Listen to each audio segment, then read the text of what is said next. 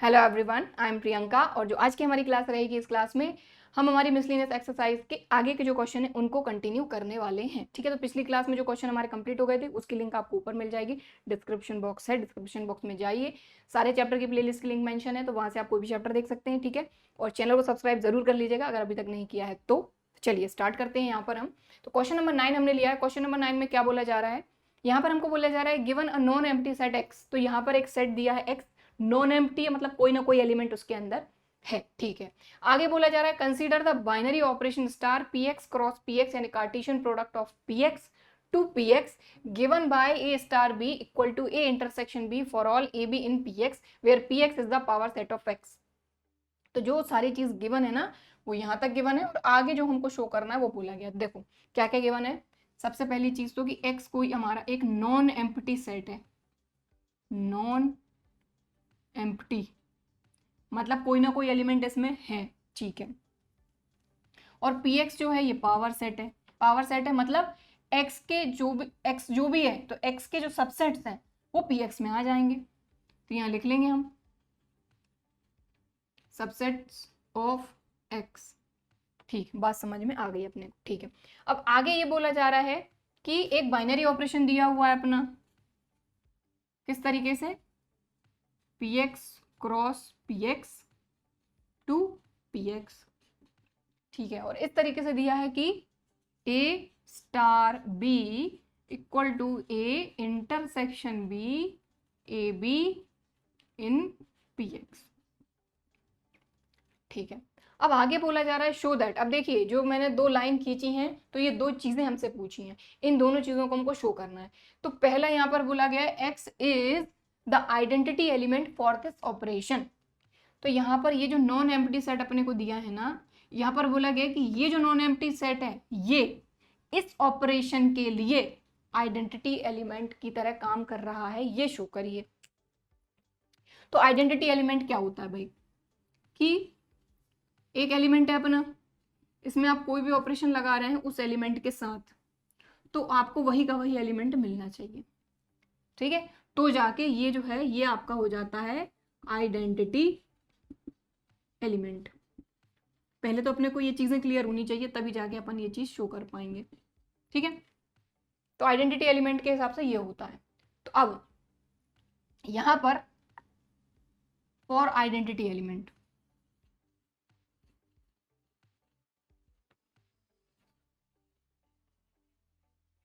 ठीक है, तो ये मैंने इसलिए लिख दिया ताकि आपको क्लियर रहे। ठीक है, तो सबसे पहली चीज तो आप एक चीज देखिए कि एक्स जो है, एक्स के सारे जो सबसेट हैं वो पी एक्स में आ रहे हैं। तो यहाँ पर जो ए और बी है ये पी एक्स में है, तो ए भी पी एक्स के अंदर है, मतलब ये जो ए बी है ना, ए और बी ये इस एक्स का सबसेट होंगे कि नहीं। तो यहाँ पर हम लिखेंगे कि let A is the subset of P X. तो ए जो है ये एक्स का भी सबसेट हो गई होगा। बात समझ में आ रही है। सबसेट का साइन थोड़ा सा अच्छे से बना देते हैं, ये बना दिया अपन ने। ठीक है, और यहां पर अपन ने लिखा क्योंकि हमको बोला गया है कि जो एक्स है ये इसका आइडेंटिटी एलिमेंट है, ये शो करिए। तो हमने क्या किया, ए और यहां पर ऑपरेशन अपना स्टार, और यहां पर अपन ने इसके साथ अपना आइडेंटिटी एलिमेंट एक्स लिया। अगर ये इस कंडीशन को फुलफिल कर जाता तब तो काम बन जाएगा, मतलब कि अगर ये आइडेंटिटी एलिमेंट है तो इन दोनों के बीच में जो भी ऑपरेशन लग रहा है उसके बाद अपने को ए ही मिलना चाहिए। तो ऑपरेशन लगाते हैं, तो अपन ने लिया ए इंटरसेक्शन एक्स। तो भाई ए जो है ये एक्स के अंदर ही आ रहा है, तो अगर ए और एक्स में अगर कॉमन आप निकालते हो तो आपको क्या मिलेगा, ए मिलेगा। ठीक है, तो देखो बात क्लियर हो गई। A intersection E equal to A आना चाहिए, A intersection X equal to A आया। ठीक है, इसका उल्टा और कर लेते हैं कि एक्स स्टार ए, मतलब कि एक्स और ए में इंटरसेक्शन ए ही मिलेगा। तो बस यहां पर अपनी पहली जो चीज है ये फुलफिल हो गई कि since a star x equal to a equal to x star a, तो x is the identity element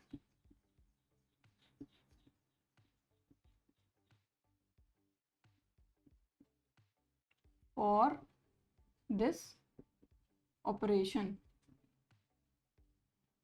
ठीक है। मतलब ये अपना आइडेंटिटी एलिमेंट को ई से शो करते हैं, ये अपना हो गया एक्स, ठीक। तो इस क्वेश्चन के लिए अपना आइडेंटिटी एलिमेंट क्या हो गया, एक्स। इतनी बात क्लियर होगी। अब अगली लाइन जो मैंने खींची है इसको देखें, इसमें हमसे दूसरी चीज पूछी है कि and x is the only invertible element in px। अब इन्वर्टिबल एलिमेंट हमने क्या पढ़ा था कि भाई अगर मान लो a है, इसका इन्वर्टिबल एलिमेंट b होगा। किस कंडीशन में, जब इनके बीच में हम जो भी ऑपरेशन लगा रहे हैं उस ऑपरेशन को लगाने के बाद हमको आइडेंटिटी एलिमेंट मिलना चाहिए, तब b हमारा इन्वर्टिबल एलिमेंट हो जाएगा। तो ये इसका एलिमेंट, ये इसका इन्वर्टिबल एलिमेंट हो जाएगा। किस कंडीशन में, कि इनके बीच में हम कोई भी ऑपरेशन लगा रहे हैं और हमको एक आइडेंटिटी एलिमेंट मिल जाए। अब एक चीज का ध्यान रखें, यहां पर आइडेंटिटी एलिमेंट आपका एक्स है, अभी आप ये शो कर चुके हैं, ठीक है।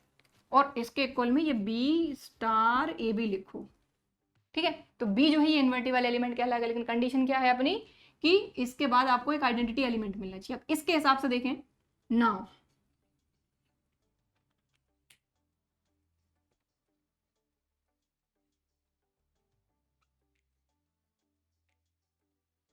कंडीशन अपन ने यहां लिख ली, now a comma b belongs to P x, ये तो हमको पता ही है, ए और बी पी एक्स के अंदर है, ठीक है, पी एक्स में है।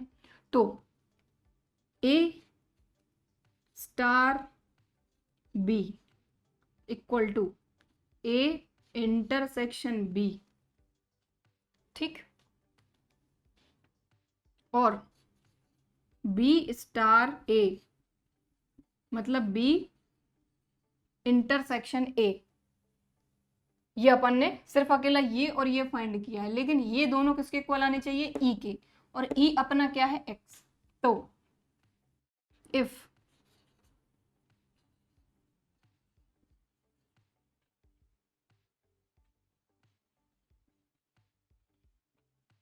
अब यहाँ पर ऑपरेशन अपना क्या है, इंटरसेक्शन है, इसलिए अपन ने इसकी जगह पे अपन ने इंटरसेक्शन लगा दिया कि ए इंटरसेक्शन बी और b intersection a equal to e. E क्या है अपना, एक्स।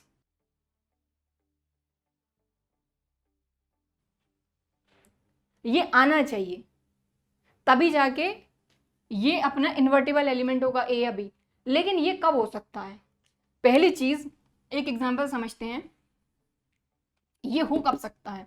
देखो यहां पर अपन एक एग्जांपल समझते हैं कि मान लो आपका x जो है ये है आपका a कॉमा बी। तो अगर a इंटरसेक्शन b में हमको x कॉमन निकालना है, कॉमन मतलब इंटरसेक्शन निकालना है, तो इन दोनों को x तो होना ही पड़ेगा। देखो अगर लेट सपोज a आपका है a और b आपका है b, तो इन दोनों में कुछ कॉमन आएगा, नहीं आएगा, मतलब इंटरसेक्शन कुछ नहीं आएगा। मान लो इसको हमने a भी कर लिया, ठीक है, a को चेंज कर दिया मैंने। मान लो इन दोनों में से आप इंटरसेक्शन निकालते हो, सिर्फ b निकलेगा, तो भाई x तो a भी है, तो यहाँ पर भी हमने चेंज किया, हमने क्या किया, इसमें a भी कर लिया। अब आप a इंटरसेक्शन b कर लो, आपको a भी मिलेगा, मिलेगा कि नहीं। और ये जो a भी है ये क्या है आपका, ये x ही तो है, मतलब आपका a भी x होना चाहिए और b भी x होना चाहिए। तो कहने का क्या मतलब हुआ, a भी x होना चाहिए, b भी x होना चाहिए, तब जाके आपको x मिलेगा। मतलब x is the only invertible element, मतलब a और b जो हैं ये हैं तो, लेकिन a भी आपका x होना चाहिए, b भी आपका x होना चाहिए, तभी तो जाके x आपका इन्वर्टिबल एलिमेंट हो पाएगा। मतलब x अकेला ही यहाँ पर इन्वर्टिबल एलिमेंट है। तो देन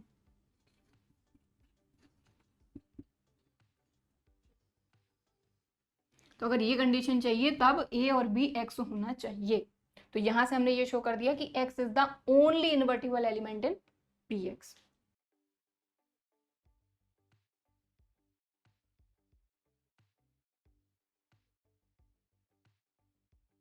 ठीक है, तो लीजिए ये हो गया आपका क्वेश्चन नंबर 9 कंप्लीट। तो नेक्स्ट क्वेश्चन है हमारा क्वेश्चन नंबर 10। बहुत ही सिंपल क्वेश्चन है, अगर इसको थोड़ा सा समझ लिया जाए तो चलिए समझते हैं। देखिए यहाँ पर क्या बोला जा रहा है, find the number of all onto function from the set 1 2 3 and so on n तक टू इटसेल्फ। तो सबसे पहले देखिए बोला क्या जा रहा है, कोई फंक्शन है, फंक्शन की बाद में बात करेंगे।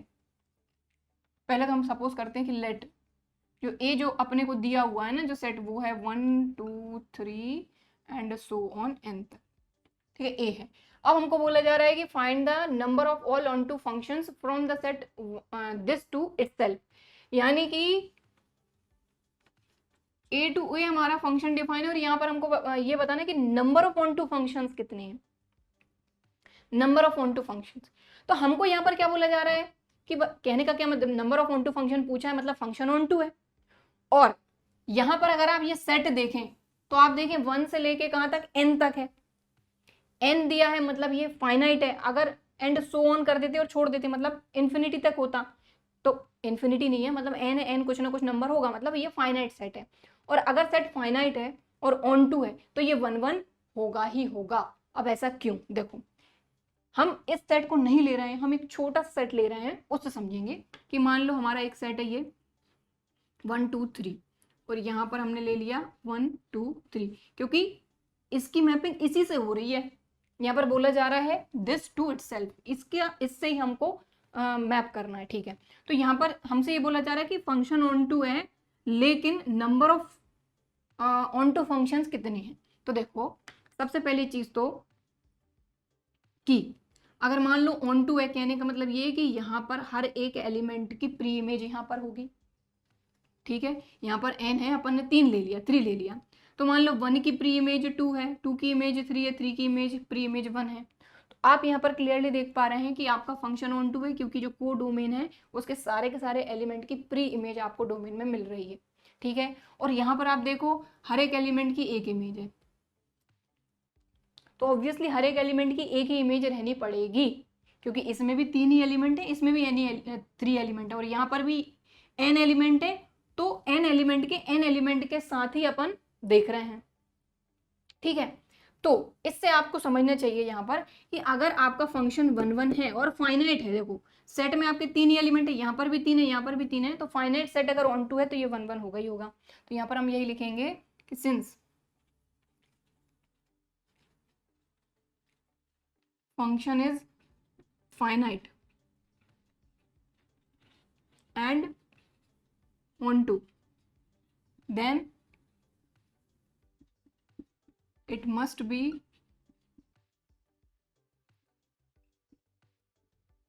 1 1, ठीक है। तो कहने का मतलब अगर फाइनाइट ऑन टू है तो वो 1 1 भी होगा ही होगा, ठीक है, बात समझ में आ गई। मतलब हर एक एलिमेंट की एक ही इमेज रहेगी और हर एक एलिमेंट के लिए एक ही प्री इमेज रहेगी। तो यहाँ पर इस बात से समझे हैं कि मान लो यहाँ पर इस तरीके से हमारा फंक्शन डिफाइन है 1 2 3 एंड सो ऑन एन तक, 1 2 3 एंड सो ऑन एन तक। तो यहाँ पर अगर मान लो इस एलिमेंट की बात करें तो अगर ये अपना कौन सा सेट है, ए लिया है अपन, है ना, इसको ए सपोज किया है, ठीक है। तो यहाँ पर अपन लेंगे कि इमेज ऑफ 1 बिलोंग्स टू ए। भाई हमने यहाँ पर लिया एक एलिमेंट 1 की यहाँ पर इमेज रहेगी और यहाँ के एलिमेंट की यहाँ पर प्री इमेज होती, तो 1 अगर ए को बिलोंग कर रहा है तो इसकी एक इमेज यहाँ पर होगी। तो यहाँ पर कितने एलिमेंट हैं, n एलिमेंट है और इन n में से कोई एक इसकी इमेज हो सकता है। तो यहाँ पर हम वही लिखेंगे कि image of 1 belongs to A can any one of element in a, यानी इसके अंदर जो n एलिमेंट है इनमें से कोई एक इसकी इमेज हो सकती है, ठीक है।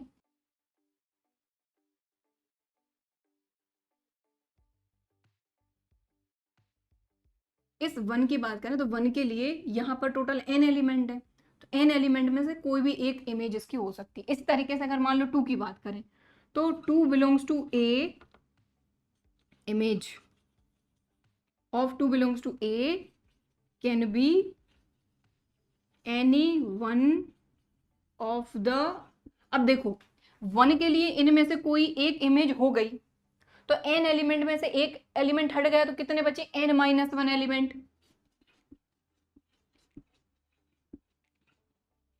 2 की बात खत्म हो गई। मान लो 1 की इमेज 3 हो गई तो यहाँ पर n एलिमेंट थे, n में से एक एलिमेंट हट गया। इसी तरीके से 2 की बात करें तो 2 के लिए मान लो 1 हो गई तो यहाँ पर कितने एलिमेंट हट गए, 2 हट गए। तो यहाँ पर 3 की बात करते हैं अपन कि 3 belongs to A can be any one of the n-2 elements in codomain. ठीक है, समझ में आ रही बात? तो सिमिलरली इसी तरीके से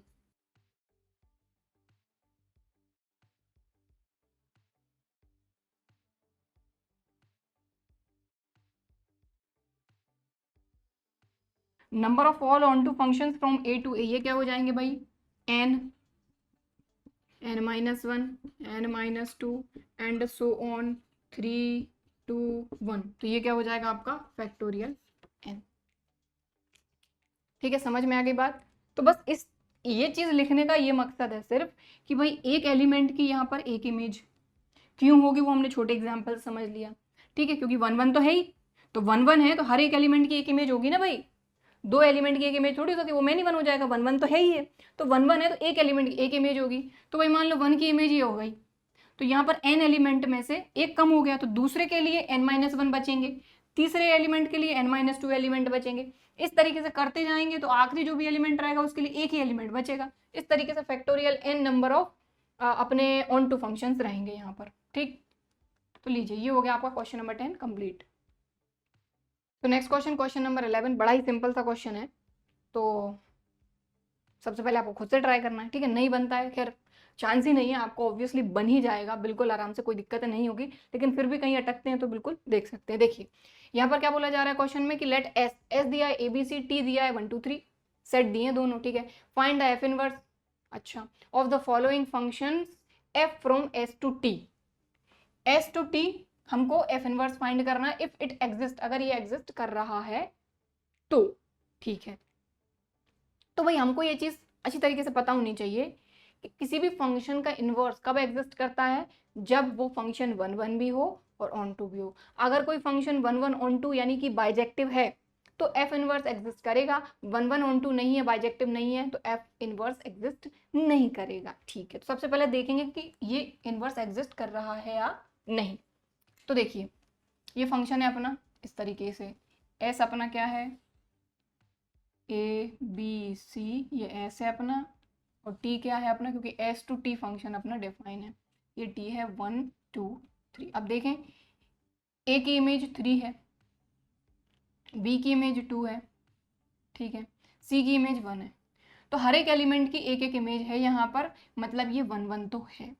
ऑन टू की बात करते हैं तो यहाँ पर देखें कोडोमेन में सारे के सारे जो एलिमेंट हैं सबकी प्री इमेज यहाँ पर है, मतलब ये जो फंक्शन है ये 1-1 भी है, ऑन टू भी है, मतलब इनवर्स एग्जिस्ट कर रहा है। तो आप चाहे तो इस तरीके से लिख सकते हैं कि F of A equal to कितना है 3 है, एफ ऑफ बी जो है ये कितना है 2 है, और एफ ऑफ सी जो है ये कितना है 1 है। ठीक है, सभी अलग, हर अलग अलग वैल्यू के लिए अलग अलग इमेज है यहाँ पर। ठीक है, तो मतलब ये 1-1 भी है और ऑन टू भी है। तो यहाँ लिख सकते हैं कि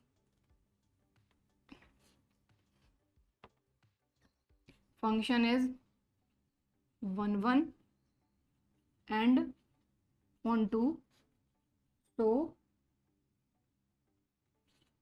एफ इनवर्स एग्जिस्ट्स।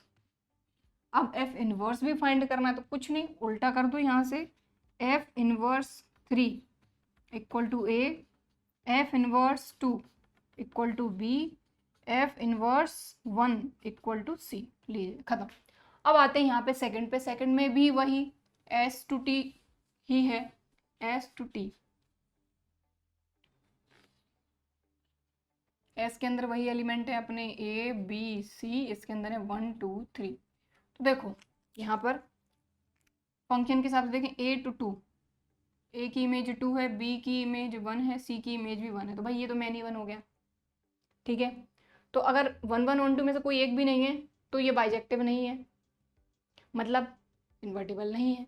तो देख लो, और ये ऑन टू भी नहीं है क्योंकि यहाँ पर कोडोमेन में एक एलिमेंट की प्री इमेज यहाँ पर नहीं है। ठीक है, तो यहाँ पर अपन लिख देते हैं कि भाई यहाँ पर एफ ऑफ ए 2 है, एफ ऑफ बी 1 है। भाई फंक्शन में ए रखने पे 1 2 मिल रहा है, बी रखने पे 1 मिल रहा है, सी रखने पे भी 1 मिल रहा है, F of C equal to 1।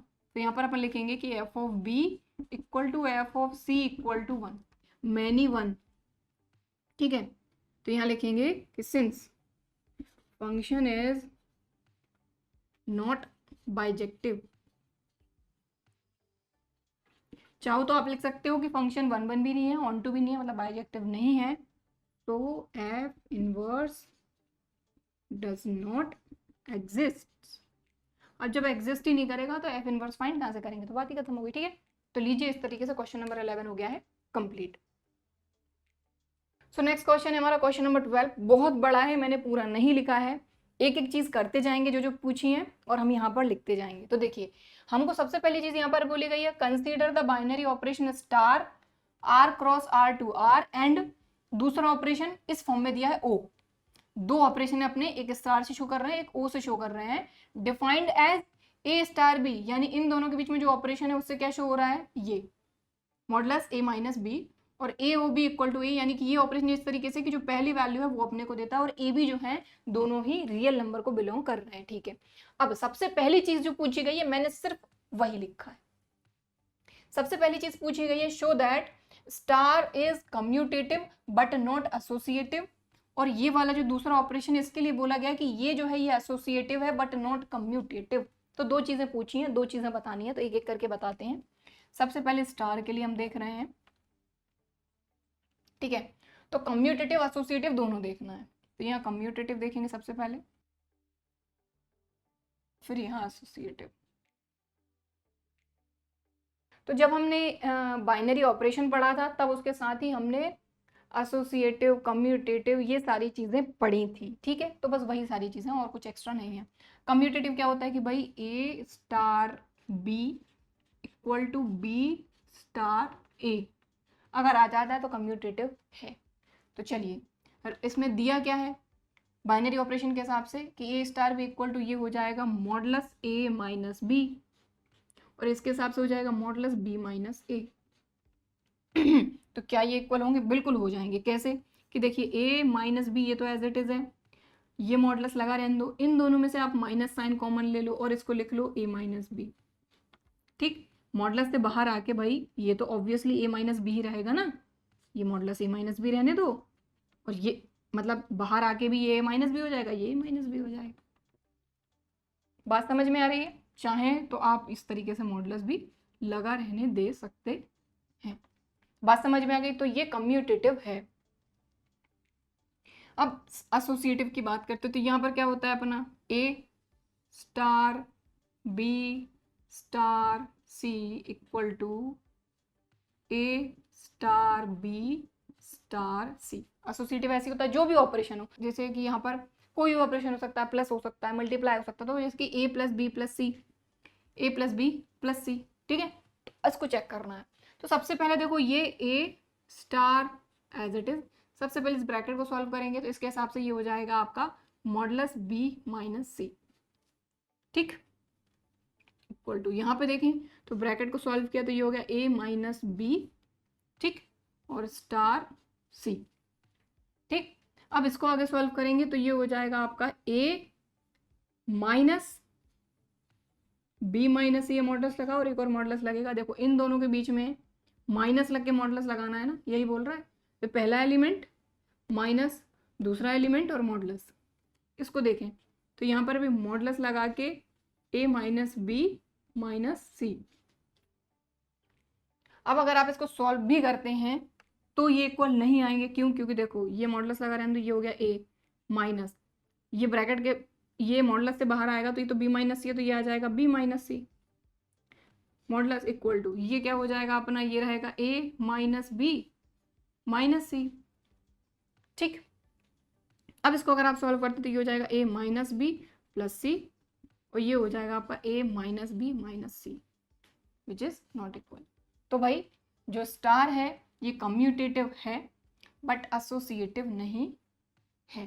ठीक, अब दूसरी चीज अपने से किसके बारे में पूछी है, दूसरा ऑपरेशन है अपना ओ, इसके बारे में बोला है कि ये एसोसिएटिव है, कम्यूटेटिव नहीं है। ठीक, तो करते हैं।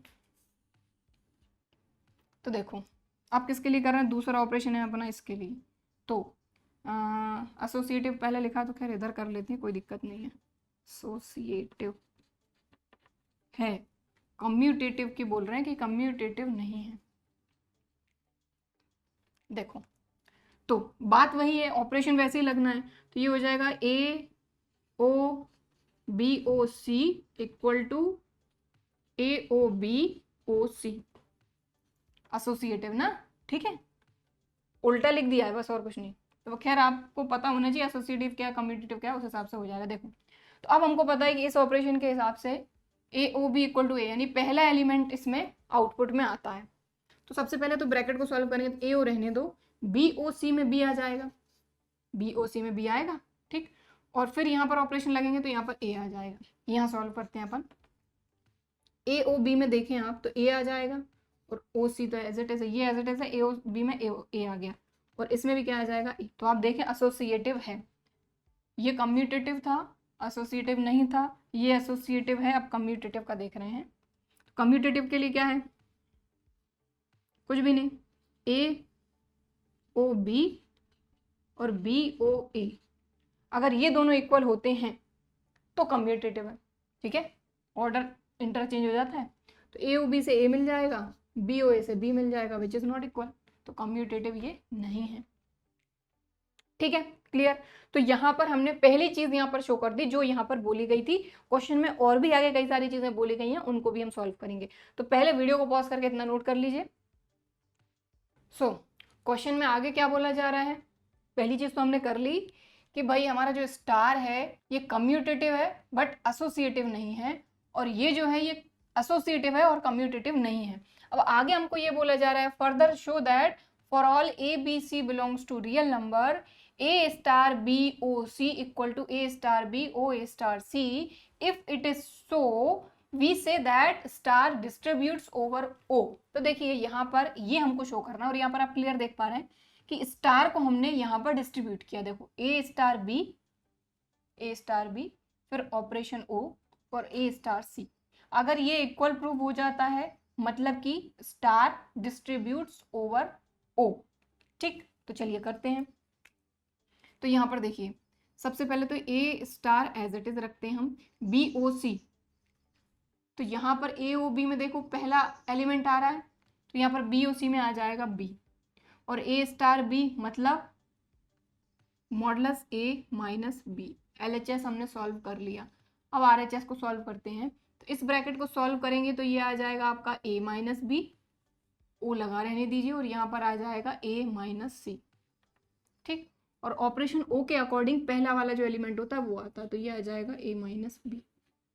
तो यहाँ पर क्योंकि एलएचएस और आरएचएस इक्वल आ गए हैं, इसका मतलब ये हुआ कि यहाँ पर स्टार डिस्ट्रीब्यूट्स ओवर ओ,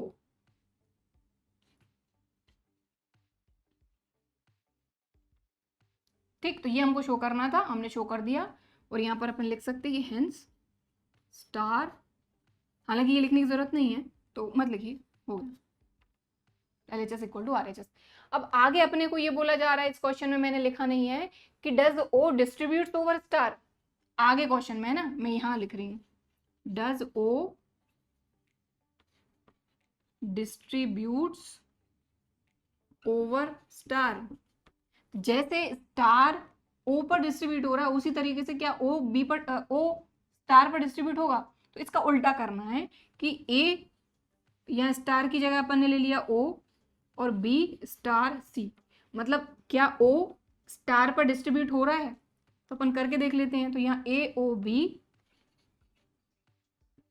स्टार ए ओ सी, ठीक है ना भाई, डिस्ट्रीब्यूशन पता है ना किस तरीके से डिस्ट्रीब्यूट करते हैं अपन।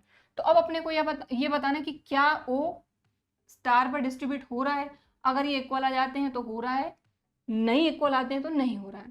तो जस्टिफाई योर आंसर बोला है अपने को, तो कर देते हैं भाई, होगा तो होगा, नहीं होगा तो नहीं होगा। तो चलिए करते हैं। तो देखिए a as it is, o as it is, b star c का मतलब क्या है, ऑपरेशन के अकॉर्डिंग स्टार क्या बोलता है, मॉडुलस बी माइनस सी। और इन दोनों के हिसाब से देखा जाए तो यहाँ पर ऑपरेशन ओ लगा हुआ है, इन दोनों एलिमेंट में से पहला एलिमेंट आएगा यहाँ पर अकॉर्डिंग टू अपना ऑपरेशन ओ, इक्वल लगा रहने दो। अब इसको सॉल्व करते हैं। तो ए ओ बी के हिसाब से ए आ जाएगा, स्टार लगा दो, ए ओ सी के हिसाब से ए आ जाएगा, और ए स्टार ए के हिसाब से देखा जाए तो स्टार मतलब ए माइनस ए, तो आप देखिए क्या ये इक्वल है, ए यहाँ पर इक्वल, ए माइनस ए यानी 0, विच इज नॉट इक्वल। कहने का क्या मतलब हुआ कि o does not distributes over star. Reason हमने दे दिया, जस्टिफाई कर दिया अपने आंसर को, तो यहाँ लिखेंगे नो।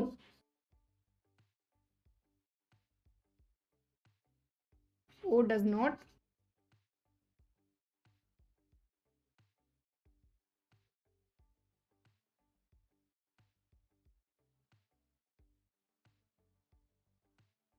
बस। तो क्वेश्चन अगर आप देखेंगे, अगर मैं पूरा क्वेश्चन लिखती तो मतलब इतना तो अपना पूरा बोर्ड भर ही जाता। तो क्वेश्चन देखने में बड़ा ही बड़ा था, बट सॉल्व करने में उतना ही आसान था। पहली चीज पूछी गई थी अपन से कि स्टार कम्यूटेटिव है, एसोसिएटिव नहीं है, अपन ने प्रूव कर दिया। ओ के लिए दूसरी चीज पूछी कि ये एसोसिएटिव है, कम्यूटेटिव नहीं है।